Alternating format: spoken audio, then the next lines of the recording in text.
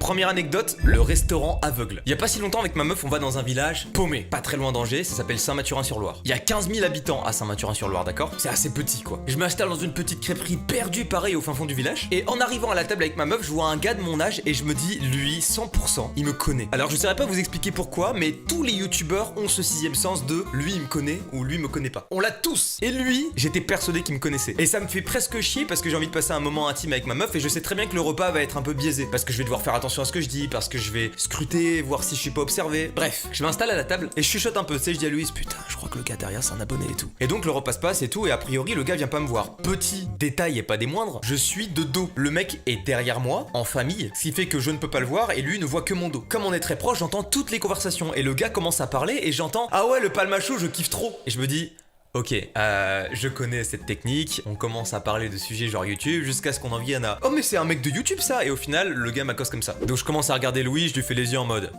frérot, c'est grillé. Le repas continue, il se met à parler de manga, il dit qu'il kiffe Death Note, qu'il kiffe One Piece. Je me dis bon, Palmacho, YouTube, manga, One Piece. Je me dis oh, on se rapproche tout doucement, bizarrement. Et il vient à parler de la Redbox. Et il dit ouais, mes deux préférés à la Redbox, c'est Joyka et Mastu. Là, je me dis ça y est, il cherche à me faire réagir pour que je me retourne. Mais je continue à manger tranquille, comme si j'avais rien entendu. Je suis vraiment une pute. Eux étaient là avant nous, du coup, au bout d'un moment, le gars se lève pour aller payer. Je m'attends à ce qu'en passant, il fasse le fameux oh, mais tu étais là depuis le début, c'est fou, j'ai parlé de toi tout à l'heure.